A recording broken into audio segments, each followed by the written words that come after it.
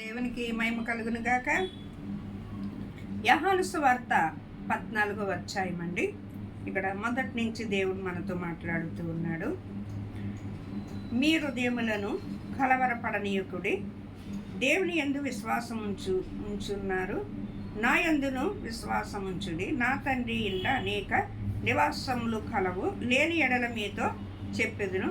మీకు స్థలము సిద్ధపరిచి వెళ్ళుచున్నాను. నేను వెళ్ళి మీకు స్థలము సిద్ధపరిచిన ఎడల నేనుండు స్థలములో మీరుండులాగున మరలా వచ్చి నా యొద్దకు మిమ్మల్ని తీసుకుని పోతాను. చూడండి, ఇక్కడ యోహాను సువార్తలో యేసు ప్రభు చెప్తున్న మాట అండి.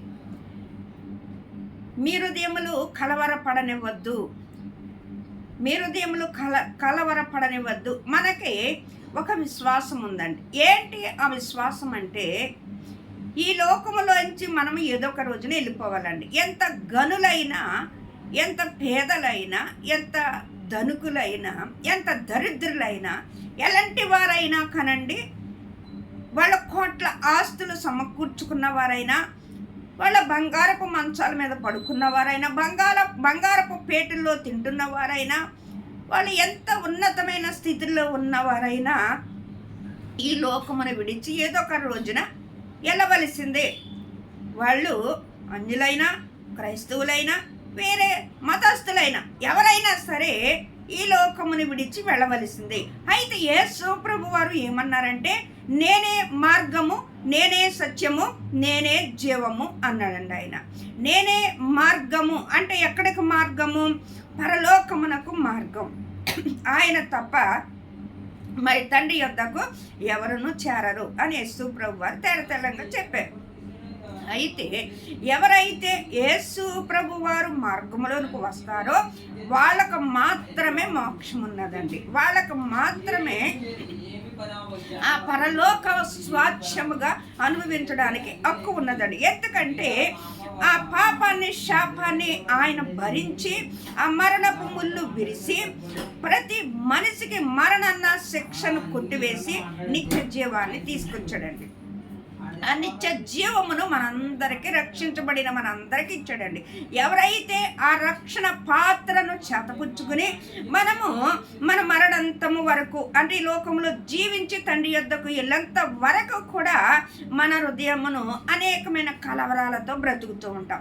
ఏంటి ఆ కలవరాలు అనంటే, ఈ లోకంలో అది సంపాదించుకోవాలి, ఇది సంపాదించుకోవాలి, లేతే అది ఇది అని పరుగులెడుతూ ఉంటాం, కలవరపడుతూ ఉంటాం, హృదయంలో వేదన చెందుతూ ఉంటాం. కాదండి, మనము సంపాదించుకోవలసింది ఏదైనా ఉన్నది అనంటే పరలోక పట్టణాన్ని మనం సంపాదించుకోవాలండి.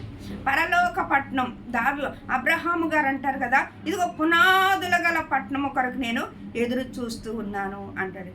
దావీదు గారు ఏమంటారంటే, ప్రతి దినమును నేను పరలోక దర్శనమును చూస్తూ ఉన్నాను అంటాడండి. అలాగా ప్రతి దినము కూడా మనము బ్రతికేది దేని కొరకంటే పరలోకము కొరకు మనం బ్రతకాలండి. తండ్రి కుడిపార్శ్వమున చేరటానికి, తండ్రి సింహాసనం యొద్దకు చేరటానికి మనము ఆ పరలోకమును కొరకు ఎదిగేవారిగా ఉండాలండి. ఇది ఒక పరదేశిగా ఉన్నదండి. ఇది ఒక తాత్కాలమైన నివాసముగా ఉన్నదండి. ఈ తాత్కాలమైన నివాసములో మనుషులకు దినదినము కూడా మరి ఆయుస్సు తగ్గిపోతూ వస్తూ ఉన్నది. ఎందుకంటే పాపము లోకములో విస్తరిస్తూ ఉన్నదండి. పాపము లోకములో విస్తరిస్తూ ఉన్నది. చూడండి, 300 సంవత్సరాలు, 600 సంవత్సరాలు, 150 సంవత్సరాలు, ఇలాగ మన పితరులు ఎన్నో వందల ఏళ్ళు సంవత్సరాలు వాళ్ళ బ్రతికి ఉన్నారు.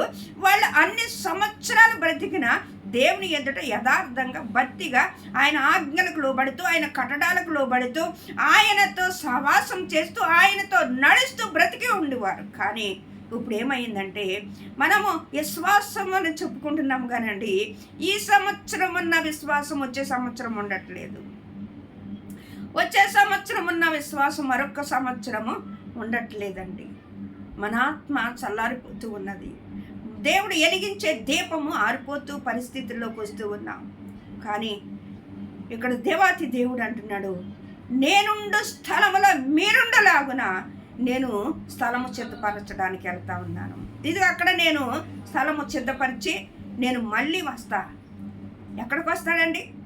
ఆయన ఏర్పరచుకున్న బిడలను తీసుకెళ్ళటానికి, ఆయన కలవరి రక్తంలో కడిగి ఆయన రక్షణ వస్త్రమును ఇచ్చిన బిడలను తీసుకెళ్ళటానికి, ఆయన యందు యథార్థంగా జీవించే బిడలను తీసుకెళ్ళటానికి, ఆయన కొరకు కష్టమైన, నష్టమైన, బాధ అయిన, ఇరుకైన, ఇబ్బంది అయిన, సోదరైన ఏమైనా సరే జయించి నిలబడిన వారిని తీసుకెళ్ళటానికి వస్తూ ఉన్నాడండి. అందరం చెప్పుకున్నాం క్రైస్తవులు అని, కానీ ఆయన యథార్థతను, ఆయన కొరకు యథార్థంగా బ్రతికేవారు ఎంతమంది ఉన్నారు? దేవుడు అది నన్ను తెలిసివేస్తాడు. అందుకనే నా చేతిలో ఏముంది? చేట ఉన్నది, చేట ఉన్నది. చెరుగుతాడండి ఆయన, చెరుగుతాడు. గట్టి గింజలే చేటలో ఉంటాయి. పుట్టంతా కూడా చెదిరిపోతే ఆ పుట్టంతా కూడా కాల్చివేయబడుతుందని దేవుని వాక్యం సెలవిస్తూ ఉందండి. ఇక్కడ దేవుడు అంటున్నాడు కదా, నేనుండు స్థలంలో మీరుండులాగున. మనము ఆయన వస్తాడండి, ఆయన త్వరలో వస్తాడు, ఆయన దొంగవలే వస్తారని చెప్పాడు. నేను ఏ క్షణమున వస్తానో ఎవరికీ తెలియదు గనక మీరు సిద్ధపాటు కలిగి ఉండమన్నాడండి. ఈ లోకంలో ఎంత సంపాదించుకున్నా కానీ ఏ ఒక్కటి కూడా మనం తీసుకెళ్ళలేము, ఏ ఒక్కటి మనం ఏది మనతో రాదండి. మన భవనాలు మనతో రావు, మన డబ్బు మనతో రాదు, మన అందం మనతో రాదు, మన పరువు మనతో రాదు, మన పలుకుబడి మనతో రాదు. నీ నీతి, నీ యథార్థత మాత్రం నీతో వస్తుంది.